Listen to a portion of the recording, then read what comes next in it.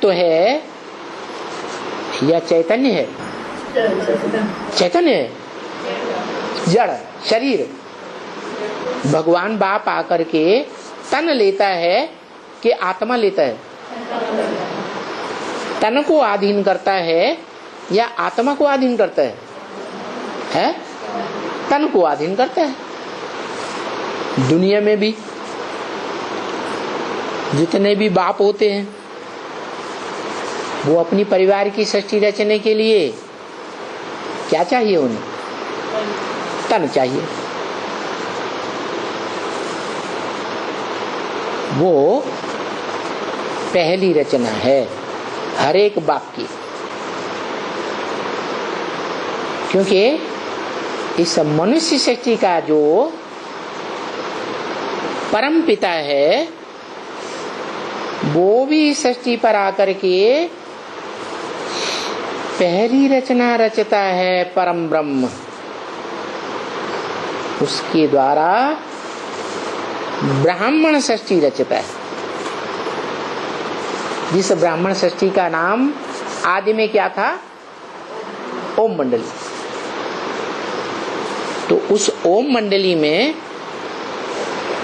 3 मूर्तियां तो थी शिव बाप के साथ, लेकिन उनमें ऐसी मुख्य मूर्ति कौन सी थी जिसमें 3 मूर्तियां समा जाएं? है?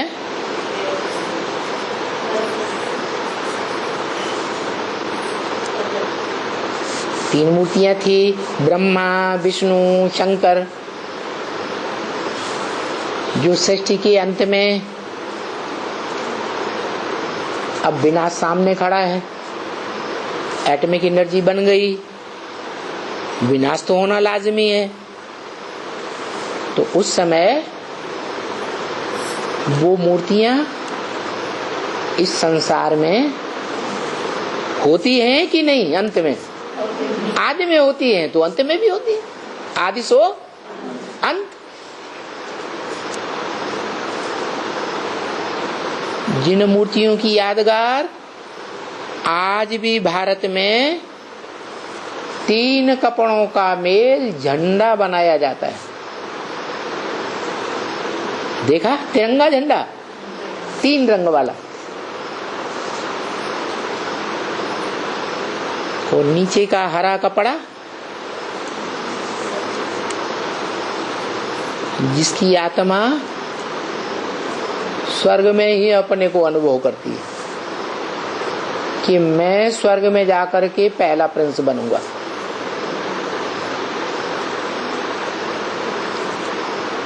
है? ऐसी बुद्धि में रहते हैं। किसको? दादा लेखराज ब्रह्मा को। हाँ, लेकिन वो ये नहीं जानते कि सतयुग में जो स्वर्ग होगा उससे भी ज्यादा ऊंची कोटि का स्वर्ग कोई और भी है। वो है संगम युग में, स्वर्णिम संगम युग, जहां सुप्रीम सोल बाप शिव डायरेक्ट इस सृष्टि पर आकर के स्वर्ग रचने का तरीका बताते हैं गीता ज्ञान के द्वारा। उस ज्ञान को जो बड़ा बच्चा धारण करता है उसको कहा जाता है त्रिनेत्री महादेव। कौन सा देवता है जिसको 3 नेत्र दिखाए जाते हैं? शंकर। 2 नेत्र तो साधारण हैं, पड़े हुए नेत्र बेड़े बेड़े, लेकिन तीसरा नेत्र खड़ा हुआ दिखाया जाता है। क्या खड़ा का मतलब क्या है? वो नेत्र पुरुषार्थ में खड़ा ही हुआ है। दादा लेखराज ब्रह्मा की तरह वो आत्मा पुरुषार्थ करते करते गिर नहीं जाती है। वो आत्मा मन बुद्धि रूपी आत्मा बुद्धि से खड़ी रहती है या गिर जाती है? खड़ी रहती है। किस आधार पर? बाबा ने कहा मुरली ही तुम्हारी लाठी है, ज्ञान मुरली। तो ज्ञान की मुरली की जो लाठी है, उस लाठी को वो छोड़ने वाला नहीं। वो उसकी लाठी भी अजीब है। कौन सी लाठी है? हैं? त्रिशूल। कौन सी लाठी? त्रिशूल। शूल माने कांटा, बाण। बाण कांटा होता है ना। तो ब्रह्मा का ज्ञान बाण, विष्णु का ज्ञान बाण, शंकर का ज्ञान बाण, तीनों प्रकार के ज्ञान बाण अलग अलग प्रकार के हैं कि एक ही जैसे हैं। ब्रह्मा का ज्ञान बाण स्वर्ग की नई दुनिया स्थापन करता है। कब? जब वो ब्रह्मा क्या बनता है? विष्णु। तो ब्रह्मा नामधारियों में एक आत्मा ऐसी भी है जो जन्म जन्मांतर विष्णु के रूप में रहती है। No wish at all, Vishnu. क्या? कौन सी आत्मा है? हाँ, वो आत्मा जो पार्वती कही जाती है। संपन्न स्टेज धारण करने पर वो योगिनी, योग मूर्त पार्वती संपन्न बनने पर क्या बन जाती है? नारायणी बन जाती है, जिसे वैष्णवी कहा जाता है। उसमें क्या खासियत है? उसके ज्ञान बाण में खासियत क्या है? जो ब्रह्मा के रूप में ज्ञान था, वो ज्ञान सिर्फ सुनने सुनाने तक सीमित था।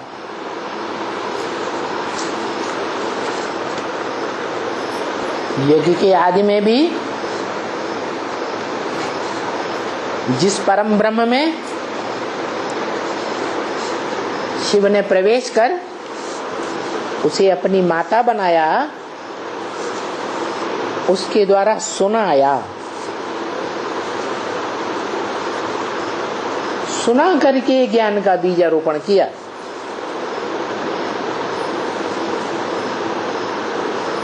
किसके द्वारा सुनाया? तीन मूर्तियों में से किसको चुना? वो दादा लेखराज को जो साक्षात्कार हुए थे, उन साक्षात्कारों का मर्म किस मूर्ति के द्वारा सुनाया है? शंकर मूर्ति के द्वारा। शंकर उसे कहा जाता है जिसमें शंकरण हो, मिक्सचरिटी हो जाए। संग माना शिव का माना जो संसार में कृष्ण के रूप में मान्यता प्राप्त है, भगवान के रूप में।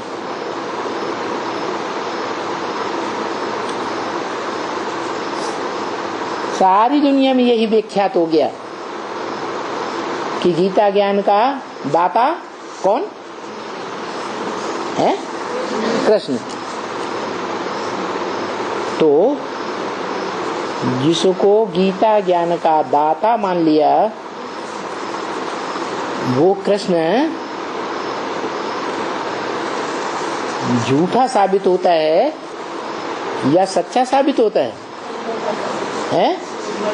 झूठा साबित होता है, क्योंकि दुनिया के विद्वान पंडित आचार्य भक्ति मार्ग में ये जानते ही नहीं थे कि कृष्ण असली जो नामधारी है शरीर के द्वारा, वो सतयुग से भी पहले कोई युग था, संगम युग, पुरुषोत्तम संगम युग, जहां पुरुषों में उत्तम बनता है।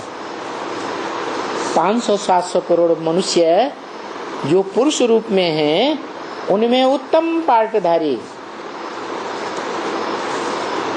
बनता है। कहाँ बनता है? संगम में या सतयुग में? संगम में बनता है। नर से नारायण, नारी से लक्ष्मी।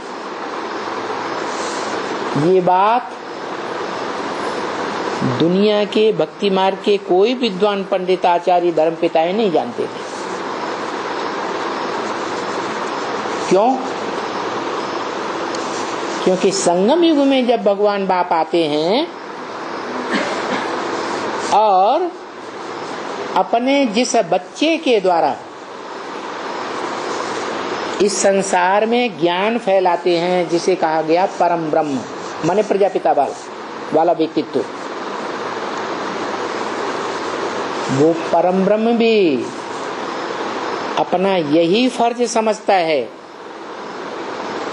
कि जैसे मेरे बाप ने, उसका बाप कौन है? शिव। जैसे मेरे बाप ने मुझ बच्चे का नाम बाला किया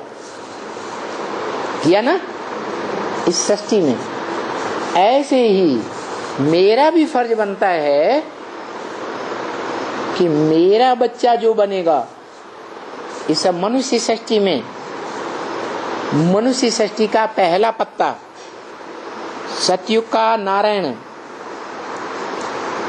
उसको मैं सारी अथॉरिटी सौंप दूंगा। हर एक बाप वर्षे के रूप में यही चाहता है कि मेरा बच्चा मेरे से ज्यादा नाम वाला करे। कोई बाप ये चाहता है कि मेरा बच्चा मेरे से ज्यादा नाम वाला न हो, है? सभी बाप चाहते हैं। तो शिव बाप ने अपने बड़े बच्चे मनुष्य आत्माओं में जो बड़ा बच्चा है उसका नाम बाला किया, उसको सारी प्रॉपर्टी दी, जिस प्रॉपर्टी के आधार पर उसने योग की सिद्धि प्राप्त की, और योग की सिद्धि प्राप्त करके वो विश्व का बादशाह बन जाता है। जो गाया जाता है, हर हर महादेव शंभो काशी विश्वनाथ गंगे, सारे विश्व का नाथ बनता है योग बल के आधार पर। बाकी बाहुबल के आधार पर दुनिया में कोई भी धर्म पिता या उसका फॉलोअर सारे विश्व पर कोई राजा ही नहीं कर सका। महत्वाकांक्षी तो बहुत हुए, हिटलर, नेपोलियन जैसे, लेकिन विश्व की बादशाही किसी ने प्राप्त नहीं कर पाई, क्योंकि वो हिंसक थे। हिंसा से कभी विश्व की बादशाही नहीं मिल सकती। ये तो भगवान बाप आकर के सिखाते हैं राजयोग, जिस राजयोग के आधार पर अहिंसा के द्वारा कोई भी हिंसा किए बगैर विश्व की बादशाही प्राप्त की जा सकती है, और वो है राजयोग। वो राजयोग की प्राप्ति गीता ज्ञान के द्वारा होती है, और वो गीता ज्ञान दाता है गीतापति भगवान। तो बीज रूप में अगर गीता कहें, गीता माता, तो कौन है?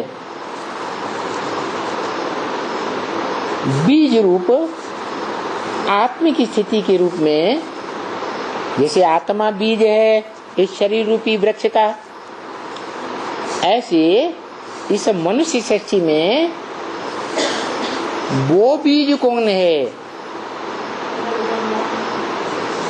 जगदम्बा तो साकार है, परम ब्रह्म वो बीज है,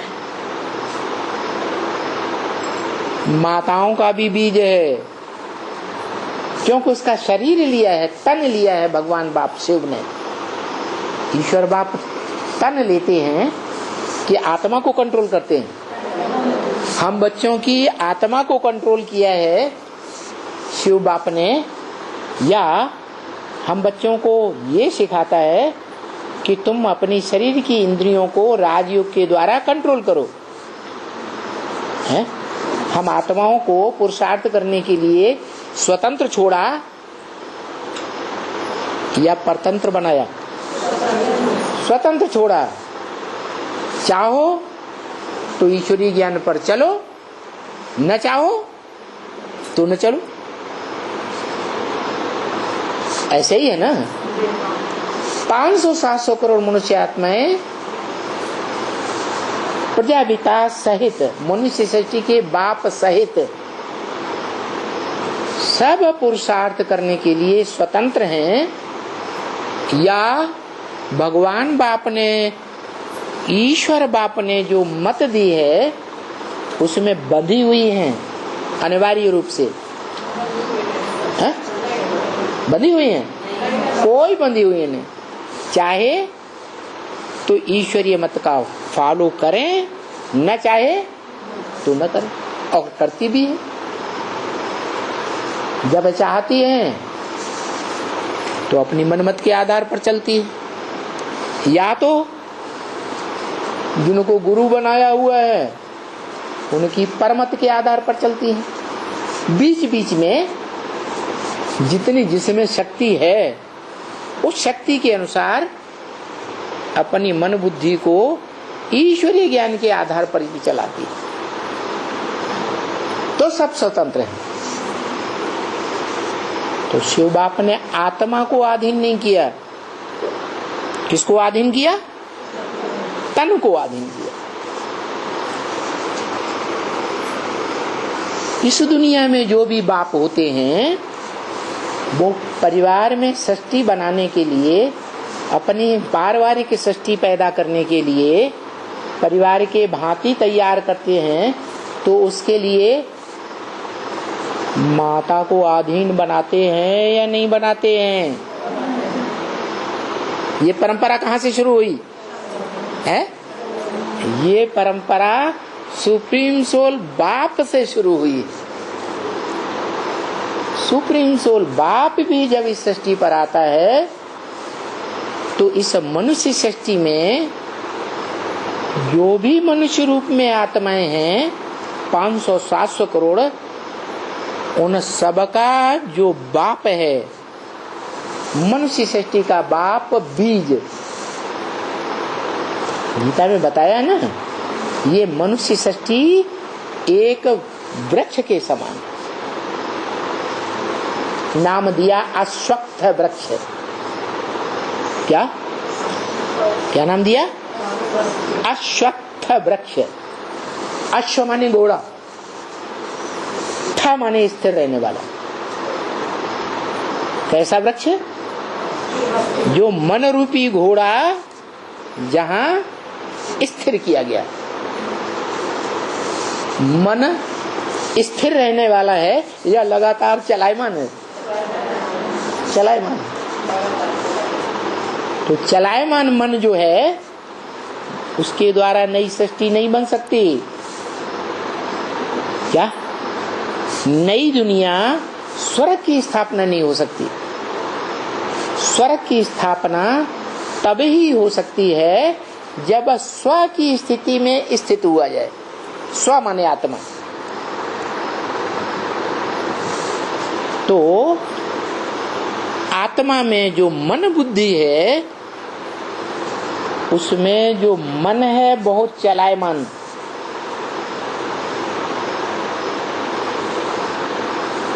उस मन को आत्मिक बिंदु उसमें स्थिर कर देना। कहाँ स्थिर कर देना है? इंद्रियों में स्थिर कर देना या आत्मा में स्थिर कर देना? आत्मा में स्थिर कर देना, ऐसी प्रैक्टिस करना।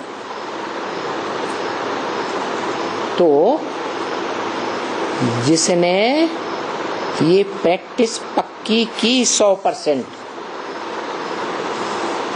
उस बीज का नाम और उस बीज से पैदा होने वाला जो वृक्ष है उसका नाम रखा गया अश्वत्थ वृक्ष,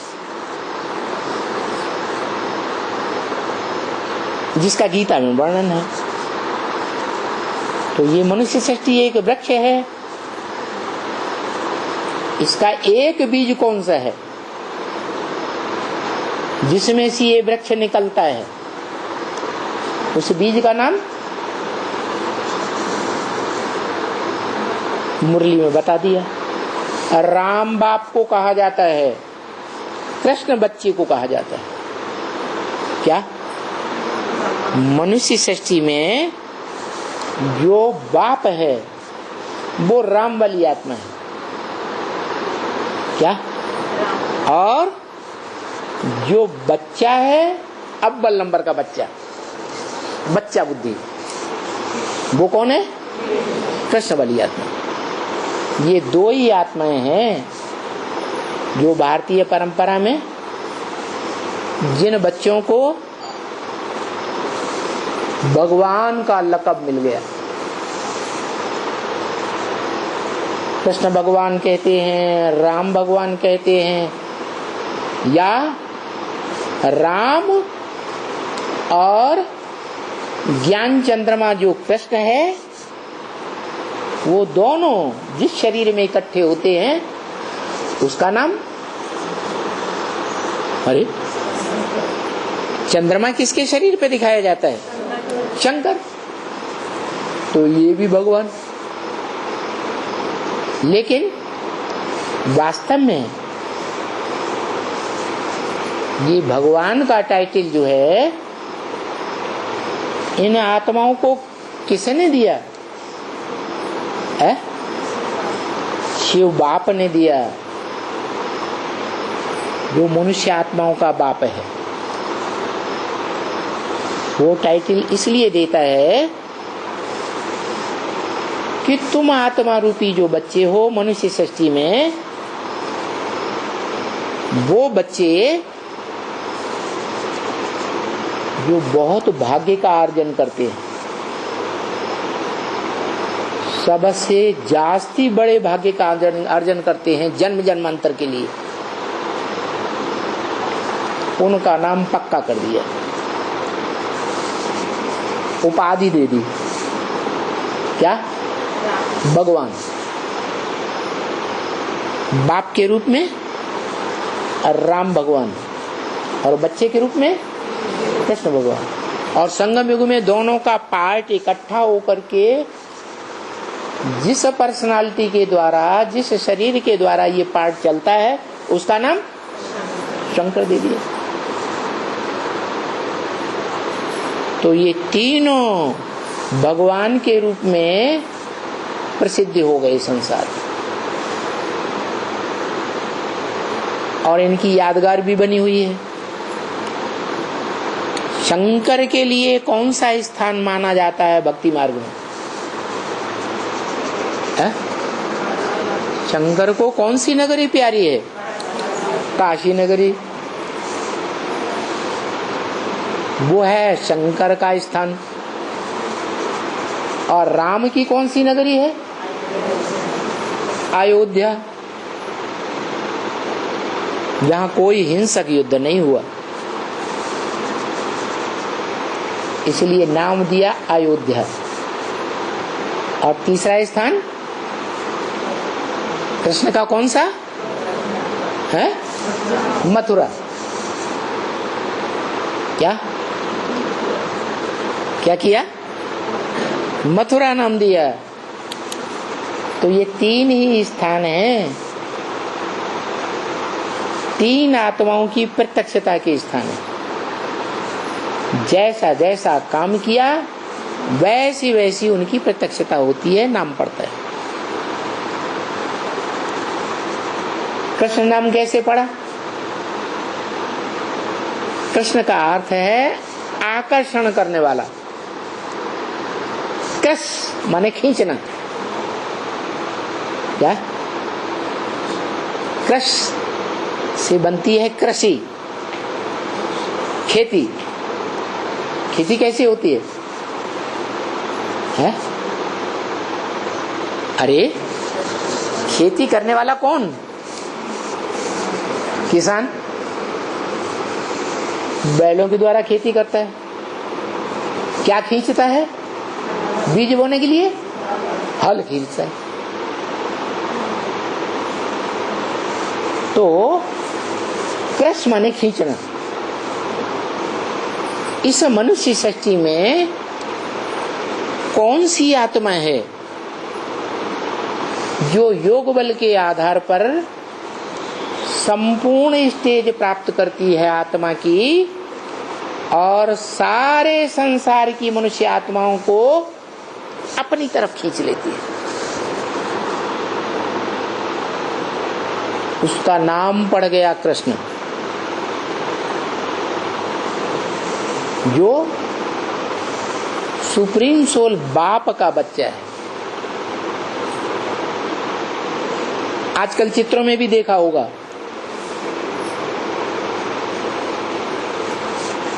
चंद्रभाल, जिसके मस्तक पर चंद्रमा है, ऐसा बुढ़ा बूढ़ा पुराने से पुराना आदमी गोद में किसको लिए बैठा है?